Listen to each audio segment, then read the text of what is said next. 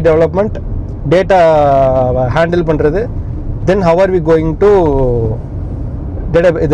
database connections actually, then databaseலேருந்து data retrieve பண்ணுறது. இதுதான் வந்து பார்த்தீங்க அப்படின்னா மேஜரான பேக்எண்ட் லாங்குவேஜ். இந்த கான்செப்ட்ஸ் தான் எல்லாத்துலேயுமே இருக்கும். இப்போ நீங்கள் பேக்எண்ட் போனீங்க அப்படின்னா Python, Java, PHP, .NET, Node.js எல்லாத்துலேயுமே இந்த கான்செப்ட் தான். இது இல்லாமல் இருக்காது.